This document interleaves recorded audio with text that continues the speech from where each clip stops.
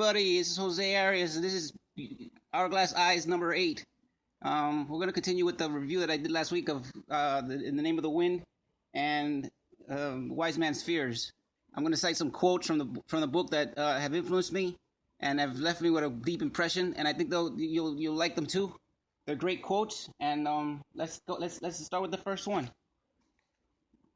First quote is from Kvothe, and he says, "There are 3 things all wise men fear: the sea and storm, a night with no moon, and the anger of a gentle man." That is a deep thought. Gentle men are thought to be, you can just step over a gentle man, you can take advantage of them, and when they finally lose their temper and they let loose their anger, it's a sight to behold. I sometimes feel like that. I'm somewhat of a gentle man myself, but I do have a volcanic temper at times, so I can understand that quote very well. Second line, it's like everyone tells a story about themselves inside their own head, always, all the time. This story makes you what you are. We build ourselves out of that story.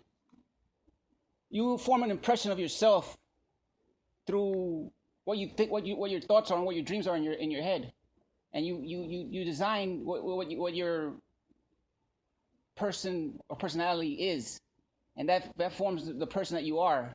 So if you see yourself as a hero, then you'll do heroic things. If you see yourself as a villain, you will do some not so nice things. If you see yourself in between, like most people, you just try to get on with life and get through with the day. But here in this quote, he talks about people and how they see themselves and how they can better understand who they are as a person and how best to continue on with their journey through life. And I thought it was a great quote as well. It's also very powerful. Third quote from Wise Man's Fears. "Words are pale shadows of forgotten names. As names have power, words have power. Words can light fires in the minds of men. Words can bring tears in the hardest hearts." I take this quote as a powerful warning. You have to be careful what you say to people. Words have meaning. Words have lasting effects. You can say something to somebody and not know that you're leaving a lasting effect upon that person, and you're doing some major damage and leaving some scarred tissues that may never heal. So people need to understand, choose their words wisely, because words do have power. They have an ultimate power. It applies today in today's climate. The political climate and entertainment climate, and on Twitter, on Facebook, everything. People just say what they want to say, not use the words they want to use, and hurt whoever they want to hurt. And they have to understand that words matter, words hurt, and words can do damage to people. And you have to choose your words wisely and be careful what you say, because you don't want to hurt someone too strenuously or too strongly. This is a longer quote, but I find it very enlightening.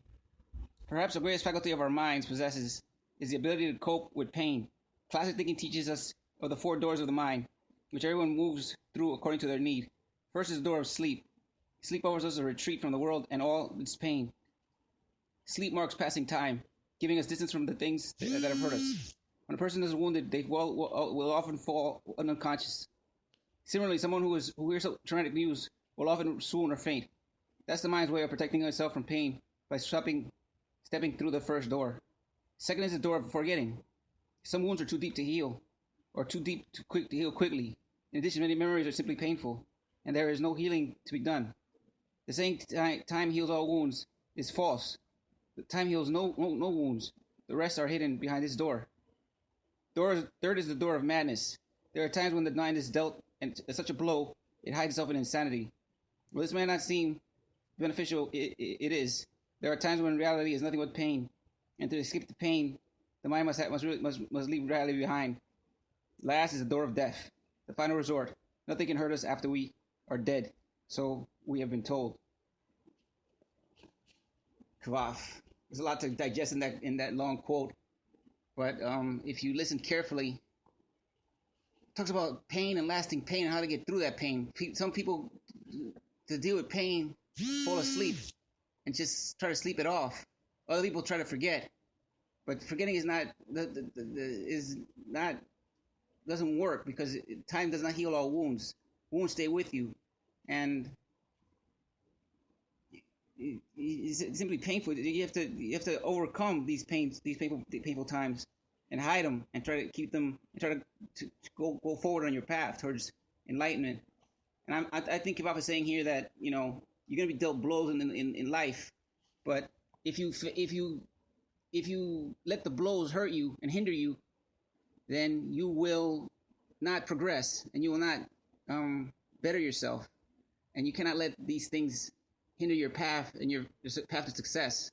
So you're gonna have traumatic events. It's natural. You can't blame other people. You can't blame God. You can only take the traumatic events, understand that that's part of life, and go on with it, and go on and live through it. And that's what I take from that quote. I think it's pretty cool. This is the next quote. It had flaws, but what does it matter when it comes to matters of the heart? We love what we love. Reason does not enter into it. In many ways, unwise love is the truest love. Anyone can love a thing because. That's as easy as putting a penny in your pocket. But to love something despite, to know the flaws and love them too, that is rare and pure and perfect. That's how I feel about love. If you love somebody despite their flaws, despite what they don't bring to the table, but you love them anyway, and you don't try to change them, you just love them for who they are. That's true love in the truest sense of the form. If you love just because, then that's not really love. That's not really love. You're settling, and a lot of people settle these days. That's why the divorce rate is so high. I think he's saying here that you can't settle. You have to love despite, not because love because is never true love, and it's a thing that's pretty prevalent throughout the two books, and especially with Kvothe's relationship with Denna, which is unrequited, and he goes through a lot of pain because of her, and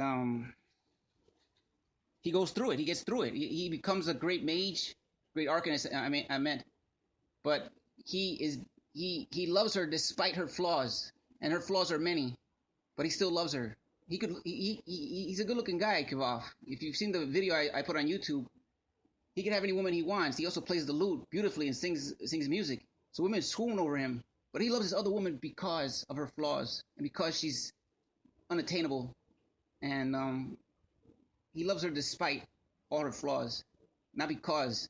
And that's the truest love in every sense of the word. Next quote.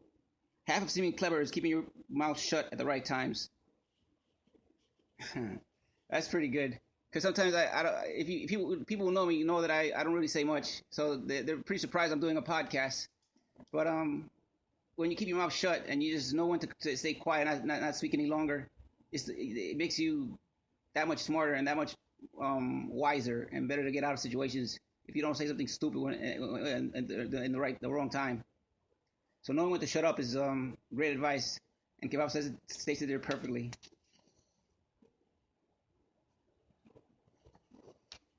Next quote. You see, women are like fires, like flames. Some women are like candles, bright and friendly. Some are like single sparks or embers, like fireflies for chasing on summer nights. Some are like campfires, all light and heat for a night, and willing to let you left after. Some women are like her fires, not much to look at, but underneath we're all warm, red cool that burns a long, long while. Here, Kvothe is explaining why he loves Denna. She is like the light that is always burning, and never needs more than he can give, but he's willing to give what he can. And he downplays the other sets of women because there's no challenge to him, and he needs a challenge. He needs someone who can challenge him, who can match him equally, both in wit and intellectually. And Denna is that character, but she's always running off, and she's never really gives him the time of day. And he still loves her, and their love is pure. And I hope one day that in the books that they do end up together, because that would be great. And I think it's a thread that should be concluded in the next trilogy. Next line. The truth is that the world is full of dragons, and none of us are as powerful or cool as we'd like to be, and that sucks. But when you are confronted with that fact, you either crawl into a hole and quit, or you can get out there, take off your shoes, and Bilbo it up. Bilbo referring to the character Bilbo from The Lord of the Rings, who carried Frodo up the mountain in the last trilogy of the book, so he could complete his mission in destroying the Ring of Power. So for you people who didn't know that, here he's saying basically it is what it is. Some people are dragons and some people aren't, and that's the way it is. Some people fly high and aim high and succeed, and some people just stay in the middle, muddle along, and they can either muddle along and stay where they are, or they can fight and try to be better than what they are and who they were destined to be. Everybody has a destiny, and that destiny is not predetermined. It's determined by yourself and your will to succeed and make something of yourself.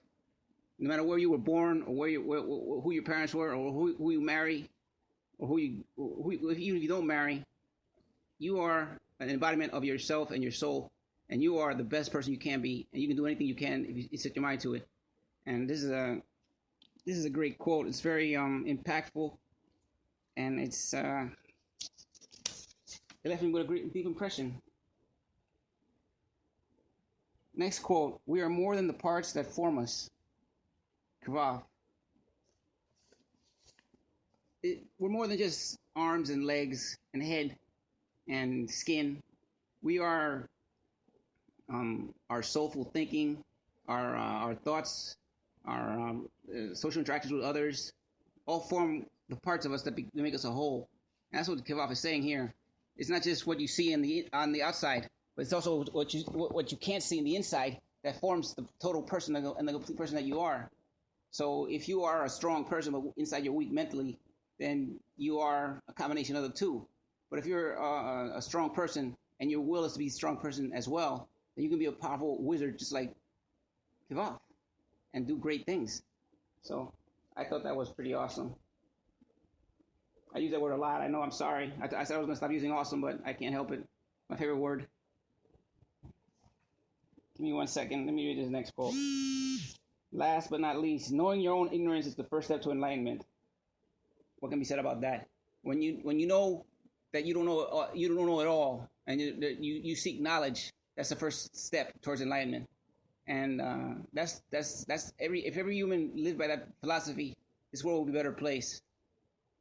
Thinking that you know it all, and thinking that you know all the answers is not the path to enlightenment. You don't know all the answers, and you don't know where you're going or where you're going to be at unless you have life experiences, unless you seek knowledge.